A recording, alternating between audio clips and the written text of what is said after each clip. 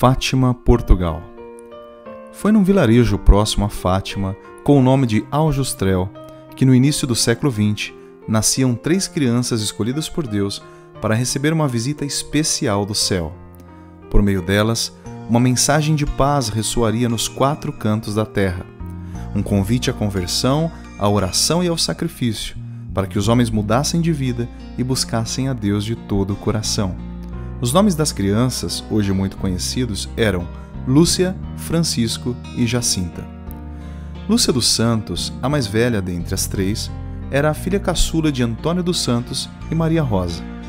Francisco e Jacinta, primos de Lúcia dos Santos, eram filhos de Olímpia de Jesus e de Manuel Marto.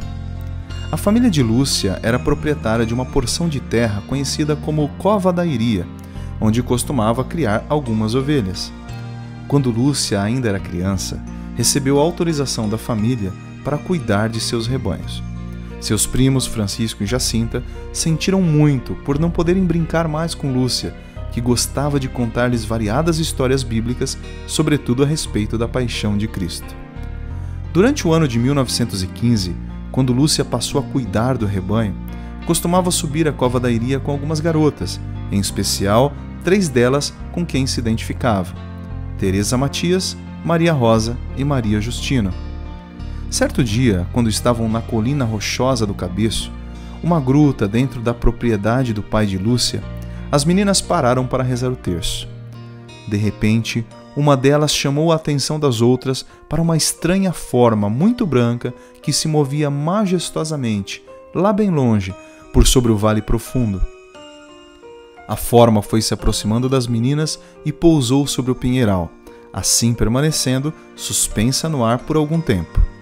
Parecia, segundo Lúcia, uma estátua de neve que o sol transformara em algo transparente. Parecia um ser humano. As meninas tentavam descobrir o que podia ser aquilo, mas não conseguiam entender do que se tratava. Continuaram a rezar o terço, até que a figura misteriosa desapareceu no ar ensolarado. Depois disso, as meninas voltaram para suas casas atordoadas, sem nada entender. Ao comentar o ocorrido com sua família, Lúcia passa a ser objeto de chacotas e de menosprezo. Mal sabia, entretanto, que aquele fenômeno misterioso se repetiria por mais 3 vezes durante o ano de 1915. Francisco e Jacinta receberam mais tarde a autorização da família para pastorearem com Lúcia na Cova da Iria. Alegres, subiam com Lúcia para aquela localidade, cantando, brincando e rezando com ela. As canções variavam entre religiosas e seculares, mas havia sempre muita alegria entre eles. Depois de comerem seus lanches, costumavam rezar o terço, mas de forma distraída. Rezavam apenas a primeira parte das orações, Ave Maria, Pai Nosso, passando ligeiramente os dedos nas continhas do rosário. Naqueles tempos, o mundo vivia na expectativa da Primeira Guerra Mundial. Em março de 1916, Portugal entrava oficialmente na guerra. Dias antes, o Papa Bento XV alertara ao mundo sobre os danos irreversíveis que uma guerra poderia ocasionar. Mas o mundo preferiu dar as costas ao pedido do Papa e à paz, optando pela guerra.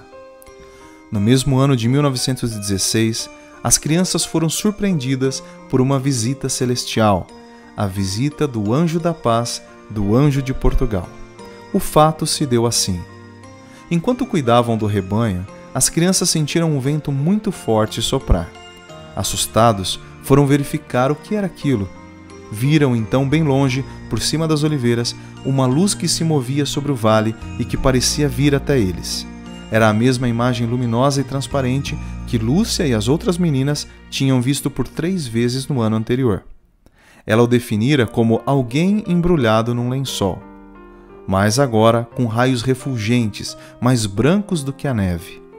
Quando se aproximou dos pastorinhos, notaram que era a forma de um jovem dos seus 14 a 15 anos, mais branco que a neve e transparente como cristal iluminado pelo sol. Notaram claramente que o ser possuía um rosto humano de indescritível beleza, e ali o ficaram contemplando. De repente, o jovem se dirige às crianças dizendo: Não temais, sou o Anjo da Paz, orai comigo. Ajoelhou-se, curvou-se até tocar o chão com a fronte e rezou: Meu Deus, eu creio, adoro, espero e amo-vos. Peço-vos perdão para os que não creem, não adoram, não esperam e não vos amam. Repetiu essa oração mais 2 vezes e depois, levantando-se, disse: Orai assim: os corações de Jesus e Maria estão atentos à voz das vossas súplicas. Em seguida, desapareceu, dissolvendo-se na luz do sol. Assombradas com essa aparição, as crianças voltaram para casa e combinaram não contar nada disso a ninguém. Todavia, a menina mais nova, Jacinta, não pôde se conter e acabou comentando com sua mãe o que tinham visto, mas não foi levada a sério. A segunda aparição do anjo deu-se umas semanas depois. Ao meio-dia, quando brincavam junto do poço, viram subitamente junto deles a mesma figura. Que fazeis? Perguntou-lhes. Orai, orai muito. Os corações santíssimos de Jesus e Maria têm sobre vós desígnios de misericórdia. Oferecei constantemente ao Altíssimo orações e sacrifícios. Lúcia perguntou: Como nos havemos de sacrificar? De tudo que puderdes, oferecei a Deus sacrifício em ato de reparação pelos pecados com que ele é ofendido e de súplica pela conversão dos pecadores. Atraí assim sobre a vossa pátria a paz. Eu sou o anjo da sua guarda, o anjo de Portugal. Sobretudo, aceitai e suportai com submissão o sofrimento que o Senhor vos enviar. E desapareceu. A mensagem do anjo era clara. Por meio das orações dos pastorinhos, Portugal encontraria a paz. Francisco não podia ouvir o anjo, apenas Lúcia e Jacinta. As crianças não entenderam profundamente o significado daquelas palavras, mas começaram uma verdadeira disputa para ver quem fazia mais sacrifícios. Às vezes, ficavam horas prostrados rezando a oração ensinada pelo anjo. No outro dia, quando entretidos na Gruta do Cabeço, decidem rezar a oração do anjo, são surpreendidos pela terceira aparição. De súbito, a mesma luz cristalina novamente brilhava sobre o vale e o anjo tornava a aparecer-lhes, belo, resplandecente, deslumbrante, suspenso no ar. Agora trazia numa das mãos um cálice e com a outra segurava a hóstia.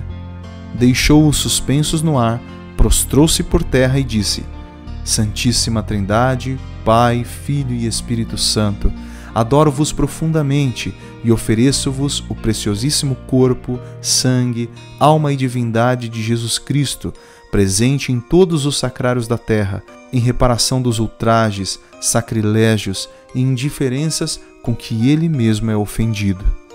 E pelos méritos infinitos do seu Santíssimo Coração e do Coração Imaculado de Maria, peço-vos a conversão dos pobres pecadores. Repetiu 3 vezes essa oração, depois levantou-se, tomou novamente o cálice e a hóstia nas mãos, dizendo: Tomai e bebei o corpo e sangue de Jesus Cristo, horrivelmente ultrajado pelos homens ingratos. Reparai os seus crimes e consolai o vosso Deus. Viram então umas gotas de sangue que se desprendiam da hóstia e caíam no cálice. O anjo colocou a hóstia entre os lábios de Lúcia. A Jacinta e a Francisco deu-lhes a beber do cálice. Prostrou-se novamente em adoração e repetiu 3 vezes a mesma prece. Lúcia e Jacinta rezavam com ele e Francisco acompanhava-as, pois não ouvia as palavras do anjo. E pela última vez, o anjo da paz se desvaneceu no meio da luz ofuscante do sol. Apesar da experiência magnífica com o anjo, mal podiam esperar por aquilo que em breve lhes aconteceria. No dia 5 de maio de 1917, o Papa Bento XV publicava uma encíclica na qual lamentava os horrores da guerra. No mesmo documento, ele pedia a intercessão da Santíssima Virgem naquele momento de tanta desolação. Dizia ele: com a mais acendrada confiança, desejamos pôr nas mãos da Santíssima Virgem a súplica dos seus filhos aflitos. Nesta hora angustiosa, recorramos todos à excelsa Mãe de Deus que nos há de salvar. E acrescentou à ladainha do terço a invocação: Rainha da Paz, rogai por nós. No dia 13 de maio de 1917, os pastorinhos foram à Cova da Iria conduzindo seus rebanhos. Estavam entretidos nesse trabalho quando foram surpreendidos por um raio de luz, de um esplendor tão vivo que lhes pareceu um relâmpago. Sem se perguntarem como podia ter relampejado num céu tão límpido, largaram as pedras e correram atropeladamente ladeira abaixo até uma carrasqueira que estava a uns 100 metros.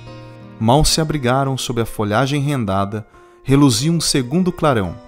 Amedrontados, afastaram-se da árvore a distância de outra centena de metros. Pararam estupefatos. Bem diante deles, na copa de uma azinheira, de cerca de 1 metro de altura e de folhas lustrosas, cercadas de espinhos, viram uma esfera de luz, e no centro uma senhora, vestida toda de branco, mais brilhante que o sol, espargindo luz, mais clara e intensa que um copo de cristal, cheio d'água cristalina, atravessado pelos raios do sol mais ardente. O seu rosto era de uma beleza indescritível. Tinha as mãos juntas, em atitude de quem reza, apoiadas no peito. Da mão direita pendia um terço. As vestes pareciam feitas unicamente de luz. A túnica era branca, como branco era o manto, orlado de uma luz ainda mais intensa a reluzir como ouro, que lhe cobria a cabeça e lhe descia até os pés. Não se lhe viam o cabelo nem as orelhas. As feições, Lúcia nunca conseguiu descrevê-las. Foi-lhe impossível fixar nesse rosto celestial o seu olhar aturdido. Cegava. Fascinadas, as crianças ficaram tão perto da visão, talvez a 1,5 metro de distância mais ou menos, que se encontraram dentro do círculo de luz que a acompanhava. Estavam deslumbradas. "Não tenhais medo", disse a voz numa inflexão suavíssima e de um timbre inesquecível. "Eu não vos faço mal." Uma alegria infinda e uma paz inefável inundaram-lhes a alma. Não sentiram medo. Na realidade, o que as assustara fora somente o relâmpago e o receio da trovoada. Jamais senhora de si, Lúcia perguntou: "De onde é a senhora?" "Sou do céu." "E que é que a senhora me quer?" "Vim para vos pedir que venhais aqui 6 meses seguidos, no dia 13, a esta mesma hora. Depois vos direi quem sou e o que quero. Depois voltarei ainda aqui uma 7ª vez." "E eu também vou para o céu?" "Sim, vais." "E a Jacinta?" "Também." "E o Francisco?" "Também, mas tem que rezar muitos terços." O céu. Lúcia lembrou-se então de 2 moças que tinham morrido havia pouco. Eram suas amigas e costumavam ir à sua casa para aprender a tecer com Maria. "A Maria das Neves já está no céu?" "Sim, está." "E a Amélia?" "Está no purgatório até ao fim do mundo." O purgatório, até ao fim do mundo. A senhora disse ainda: "Quereis oferecer-vos a Deus para suportar todos os sofrimentos que Ele quiser enviar-vos, em ato de reparação pelos pecados com que Ele é ofendido e de súplica pela conversão dos pecadores?" "Sim, queremos." "E depois ter muito que sofrer, mas a graça de Deus será o vosso conforto."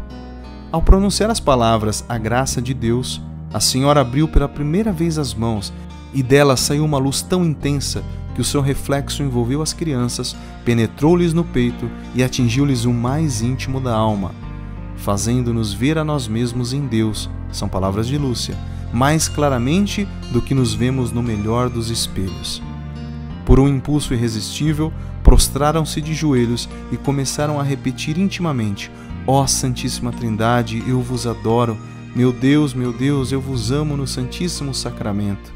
A senhora esperou que terminassem.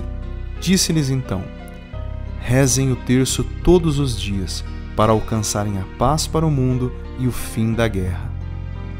Em seguida, começou a elevar-se serenamente da azinheira, subindo em direção ao nascente, até desaparecer na imensidade da distância. Ao voltar para casa, Jacinta decide então contar à sua mãe que tinha visto Nossa Senhora, mas a senhora Olímpia pareceu não levar a sério aquela história. O pai da menina, o Sr. Marto, demonstrou acreditar nas palavras da criança, já que ela e Francisco nunca haviam mentido. Lúcia, por outro lado, é repreendida pela mãe, chegando a apanhar com um cabo de vassoura. Suas irmãs e as pessoas da redondeza começaram a zombar dela por causa da história que já começava a se espalhar. Francisco passa então a ter amor à solidão. Muitas vezes deixa até de comer para pensar nas palavras de Nossa Senhora e rezar para consolar o nosso Deus. Propõe às meninas não mais cantar músicas profanas, oferecendo isso como sacrifício pela conversão dos pecadores. No dia 13 de junho, dia de Santo Antônio, do qual é muito devoto o povo português, começam a aparecer peregrinos, moradores das redondezas, que queriam acompanhar as crianças até a cova da Iria. Quando lá chegaram, no dia 13 de junho, rezaram todos um terço. Lúcia, que estava ajoelhada, levantou-se do chão e exclamou: "Jacinta, lá vem Nossa Senhora, olha o relâmpago!" Os 3 pequenos correram para junto da azinheira e os demais circunstantes fecharam-se num círculo apertado em torno deles. Maria Carreira recorda-se nitidamente da cena. Ajoelhamo-nos sobre as moitas e os tojos. Lúcia levantou as mãos como em oração e eu a ouvi dizer: "Vossa Messê mandou-me aqui vir. Faça o favor de dizer o que quer." Começamos então a ouvir uma coisa assim, a modo de uma voz muito fina, mas não se compreendia o que se dizia. Era como um zumbido de abelha. Alguns dos presentes notaram que a luz do sol diminuía de intensidade nos minutos seguintes, apesar de o céu estar sem nuvens. Outros disseram que, um momento antes de Lúcia ter começado a falar, a copa da azinheira, coberta de rebentos, parecera curvar-se como se estivesse debaixo de um peso. No seu relato, simples, mas expressivo, Lúcia diz que perguntou: "O que a senhora quer de mim?" A senhora respondeu: "Quero que venhais aqui no dia 13 do mês que vem, que rezeis o terço todos os dias e que aprendais a ler. Depois direi o que quero." Lúcia pediu-lhe a cura de um doente. Se converter, curar-se-á durante o ano. "Queria pedir-lhe para nos levar para o céu", continuou a menina. "Sim, a Jacinta e o Francisco levo-os em breve, mas tu ficas cá mais algum tempo. Jesus quer servir-te de ti para me fazer conhecer e amar. Ele quer estabelecer no mundo a devoção ao meu imaculado coração." "Fico aqui sozinha?" perguntou Lúcia assustada. "Não, filha. E tu sofres muito? Não desanimes. Eu nunca te deixarei. O meu imaculado coração será o teu refúgio e o caminho que te conduzirá até Deus."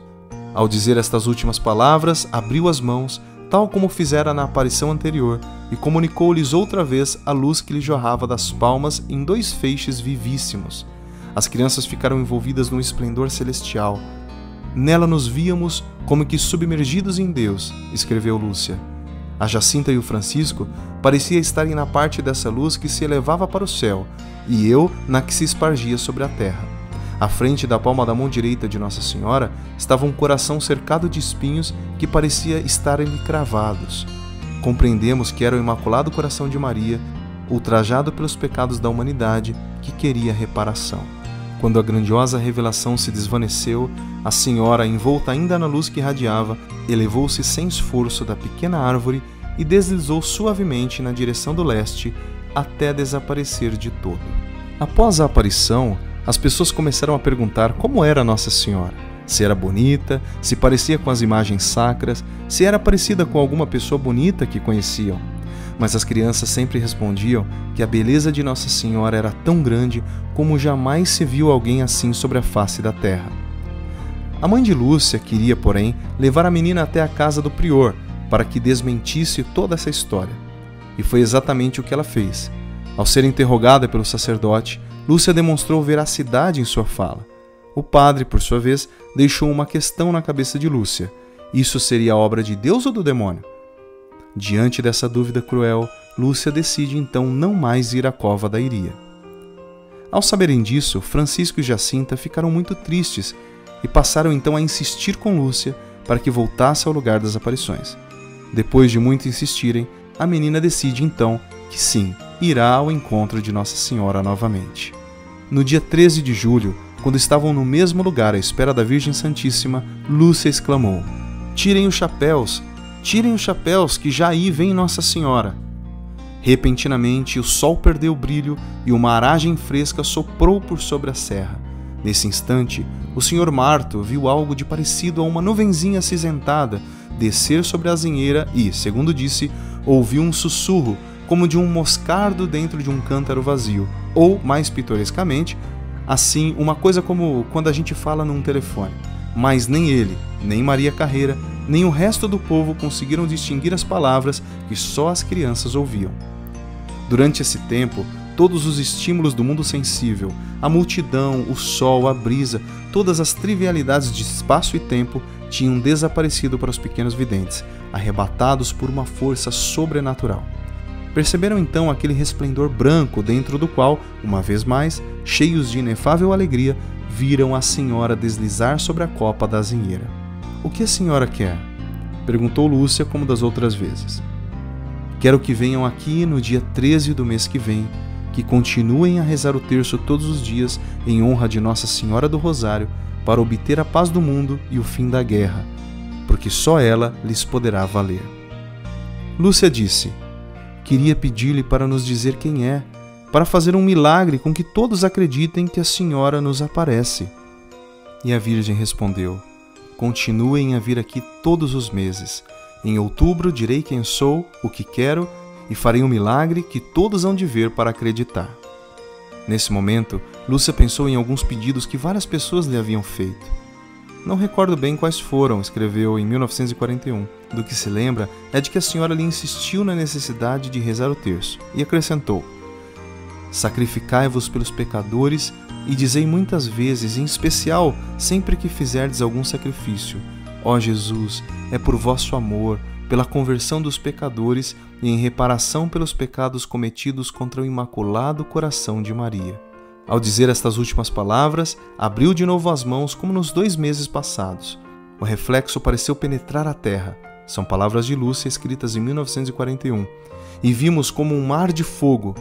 Mergulhados nesse fogo, os demônios e as almas, como se fossem brasas transparentes e negras ou bronzeadas, com forma humana, que flutuavam no incêndio, levadas pelas chamas que delas mesmas saíam, juntamente com nuvens de fogo, caindo para todos os lados, como caem as faúlhas nos grandes incêndios, sem peso nem equilíbrio, entre gritos e gemidos de dor e desespero que horrorizavam e faziam estremecer de pavor. Os demônios distinguiam-se por formas horríveis e asquerosas, de animais espantosos e desconhecidos, mas transparentes como negros carvões em brasa. As crianças ficaram tão atemorizadas que recearam estar a ponto de morrer, como se não lhes tivesse sido dito que as 3 iriam para o céu. Depois de contemplarem esse espetáculo terrível, que nem Santa Teresa descreveu tão assustadoramente, ergueram os olhos em súplica desesperada para a senhora, que os contemplava com melancólica ternura.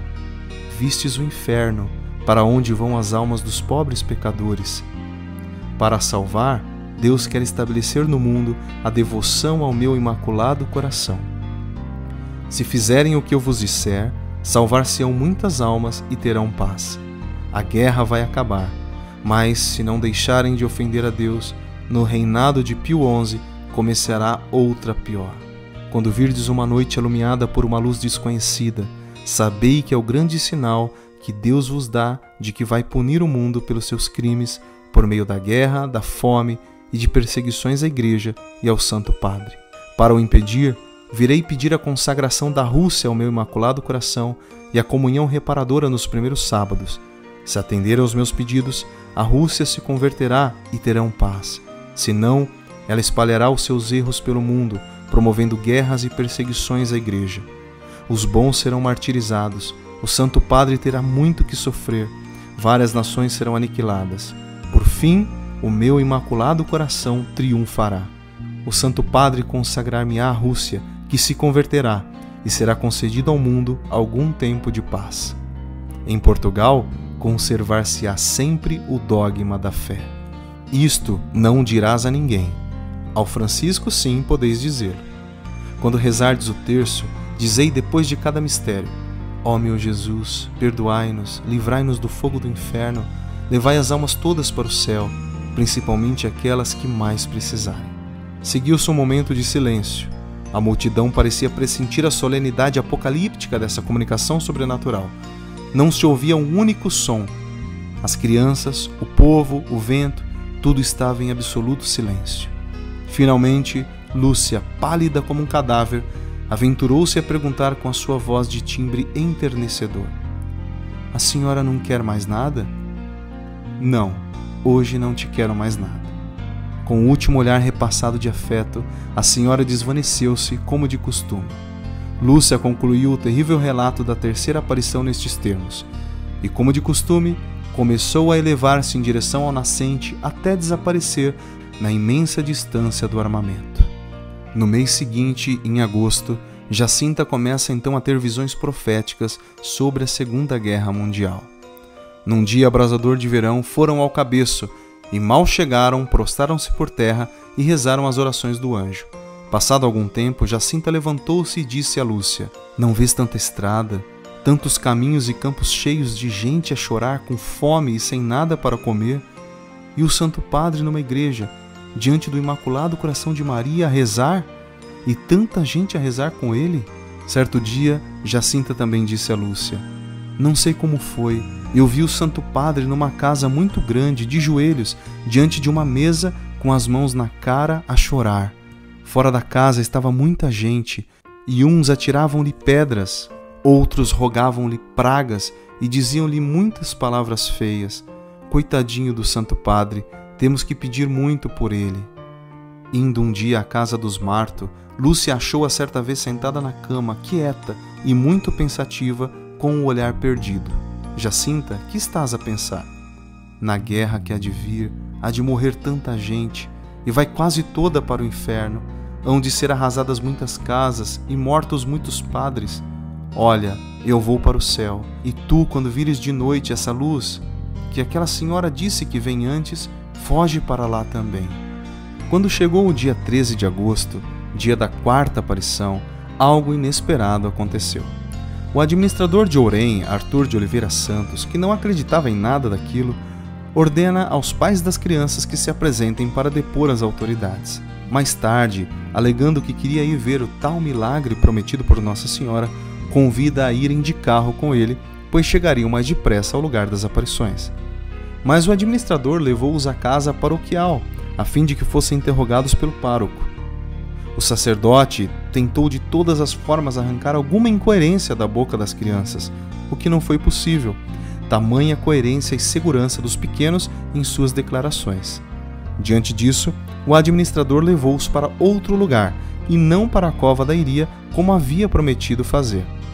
Enquanto isso, no local das aparições, a multidão de peregrinos aguardava a chegada das crianças.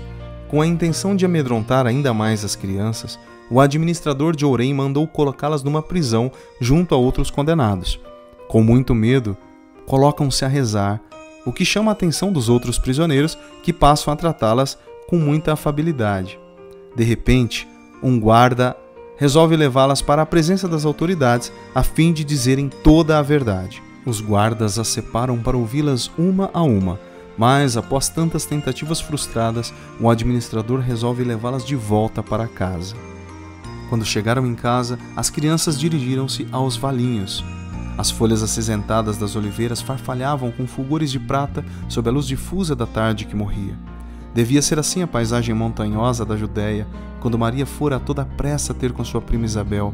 Mais fulgurante, porém, que o brilho macio das oliveiras era o esplendor que revestia agora a brecha da cerca, logo acima de uma azinheirinha parecida à cova da Iria. E ali, no meio do fulgor de uma luz que não parecia da terra, estava a adorável figura familiar, olhando enternecidamente para os pequenos apóstolos que já tanto haviam sofrido por amor dela. "O que a senhora quer?" perguntou Lúcia, quase mecanicamente. "Quero que continueis a ir à cova da Iria no dia 13, que continueis a rezar o terço todos os dias. No último mês, farei o milagre para que todos acreditem." Lúcia lembrou-se do que prometera a Maria Carreira. "O que é que a senhora quer que se faça com o dinheiro que o povo deixou lá na cova da Iria?" "Façam-se 2 andores. Um leva o Tuco a Jacinta e mais 2 meninas vestidas de branco. O outro que o leve Francisco com mais 3 meninos. O dinheiro dos andores é para a festa de Nossa Senhora do Rosário, e o que sobrar é para a ajuda de uma capela que hão de mandar fazer." "Queria pedir-lhe a cura de alguns doentes", disse Lúcia. "Sim, curarei alguns durante o ano. Fez uma pausa e continuou, depois de muito séria: rezai, rezai muito, e fazei sacrifícios pelos pecadores, que vão muitas almas para o inferno, por não haver quem se sacrifique e peça por elas. A seguir, afastou-se em direção ao leste e desapareceu. No mês de setembro, as crianças passam a usar então na cintura uma corda para oferecerem como sacrifício a Deus pela conversão dos pecadores.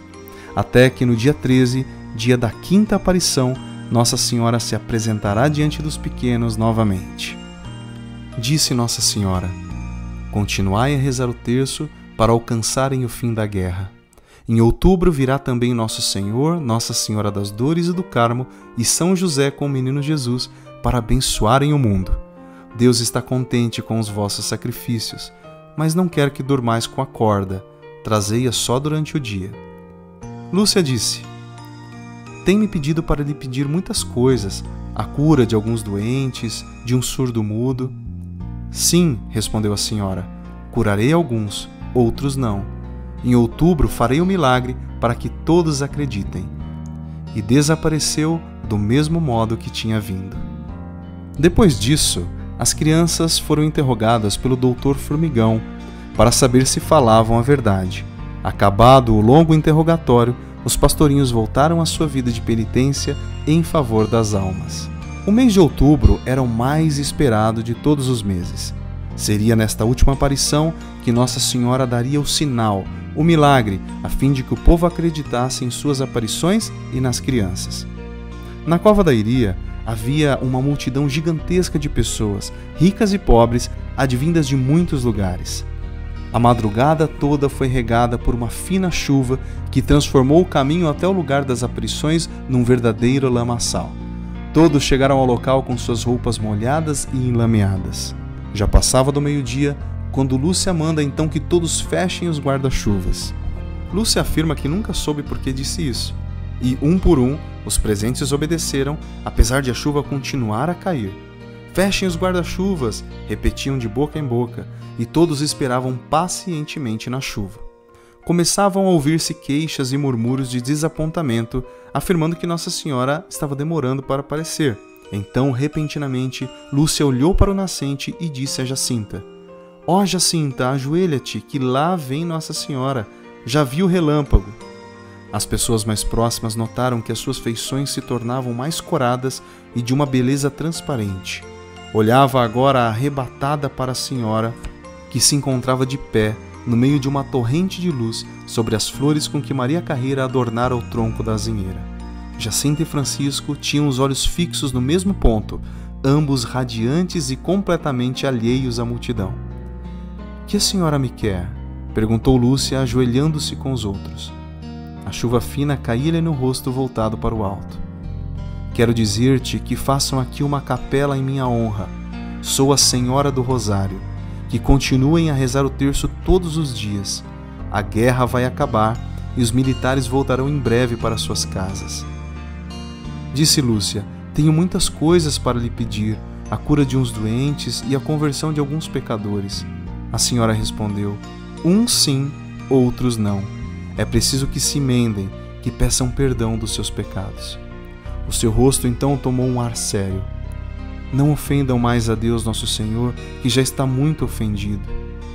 Depois, a Senhora do Rosário abriu as brancas mãos, como das outras vezes, e pareceu a Lúcia que o esplendor que dependiam subia até onde devia estar o sol e se refletia com mais brilho que o fulgor da luz solar. Deve ter sido nesse instante que a multidão viu as nuvens entreabrirem-se como duas cortinas enormes e o sol aparecer entre elas no azul do céu como um disco luminoso. Muitos ouviram Lúcia gritar: olhem para o sol! Mas ela estava em êxtase e não se recorda de tê-lo dito. Estava completamente absorta na visão de algo que surgia no lugar onde devia encontrar-se o sol. Assim que Nossa Senhora desapareceu no esplendor que se irradiava das suas mãos abertas, apareceram no zênite 3 quadros sucessivos que simbolizavam os mistérios gozosos, dolorosos e gloriosos do Rosário. O primeiro era uma representação da Sagrada Família. Nossa Senhora vestida com a tradicional veste branca coberta com um manto azul, e, ao lado, São José com o menino Jesus nos braços, que pareciam abençoar o mundo com um gesto de mão em forma de cruz. Somente Lúcia contemplou a visão seguinte. Pouco depois, desvanecida essa aparição, vi Nosso Senhor e Nossa Senhora, que me dava a ideia de ser Nossa Senhora das Dores. Jesus Cristo parecia abençoar o mundo. Por último, pareceu-lhe ver ainda Nossa Senhora em forma semelhante a Nossa Senhora do Carmo, a Virgem Maria, Rainha dos céus e da terra, refúgio dos pecadores, consoladora dos aflitos, medianeira de todas as graças. A multidão nada viu de tudo isso, pelo menos não se conformou o boato de que alguns haviam visto a Senhora. O que todos presenciaram, porém, foi um fenômeno inaudito, quase apocalíptico. O sol brilhava no zênite como se fosse um imenso disco de prata. Brilhava com a intensidade normal e, no entanto, podia ser fitado sem que ofuscasse. Isso durou apenas um instante. Enquanto todos olhavam assombrados, a imensa bola começou a dançar. Essa foi a palavra com que todos os observadores a descreveram. Primeiro, viram-na girar rapidamente, como uma gigantesca roda de fogo. Depois de um certo tempo, parou. A seguir, voltou a girar sobre si mesma vertiginosamente, numa velocidade incrível. Finalmente, os bordos tornaram-se escarlates e espalharam-se pelo armamento, espargindo chamas vermelhas de fogo como um redemoinho infernal. Essa luz foi se refletindo na terra, nas árvores, nos arbustos, nas próprias faces voltadas para cima e nas vestes, tomando tonalidades brilhantes e cores diferentes: verde, vermelho, laranja, azul, violeta, as cores todas do espectro solar. Girando loucamente sob essa aparência por 3 vezes, o globo de fogo pareceu agitar-se, estremecer e depois precipitar-se em zigue-zague sobre a multidão. Um grito de terror saiu dos lábios de milhares de pessoas apavoradas que se ajoelharam na lama pensando ter chegado o fim do mundo. Alguns atestam que o ar se tornou mais quente nesse momento. Não se admirariam se todas as coisas se tivessem ateado em chamas, envolvendo-os e consumindo-os. Muita gente gritava: "Ai, Jesus, vamos todos morrer aqui!" Outros bradavam: "Nossa Senhora, nos valha!" E rezavam um ato de contrição: "Ó meu Deus, pesa-me de vos ter ofendido." Alguns dos que tinham vindo para fazer piada prostraram-se por terra entre soluços e orações patéticas. Isso durou talvez uns 10 minutos. Logo depois, viram todos o sol começar a elevar-se da mesma maneira, em zigue-zague, até ao ponto onde havia aparecido antes. Ficou então tranquilo e brilhante. Ninguém mais lhe pôde suportar o fulgor. Era novamente o sol de todos os dias. Muitas pessoas que estavam a quilômetros daquele lugar puderam contemplar o milagre do sol. Os céticos foram obrigados a se curvar diante de tão grande milagre. Pouco tempo depois, Francisco e Jacinta caem enfermos, o que os obriga a permanecer na cama o dia todo. O garoto oferece todas as suas dores a Deus e a Nossa Senhora pela conversão dos pecadores e aguarda sua ida para o céu, que a própria Mãe de Deus lhe havia prometido. Até que, depois de muito sofrer, entrega suavemente seu espírito nas mãos do Pai. Jacinta, por sua vez, declara ter recebido uma visita de Nossa Senhora, afirmando que a menina, se quisesse, poderia permanecer por mais um tempo, oferecendo seu sofrimento pela conversão das almas, a que imediatamente ela aceita.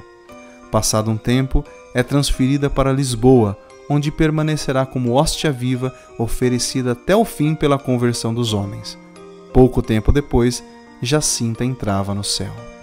Lúcia dos Santos, entretanto, será a única das videntes viva. Ela sabia muito bem que, conforme disse Nossa Senhora, teria de permanecer por mais tempo na terra, com a missão de difundir a devoção ao Imaculado Coração de Maria em todo o mundo. Por isso, achou-se por bem enviá-la ao convento, assumindo o nome de Maria das Dores.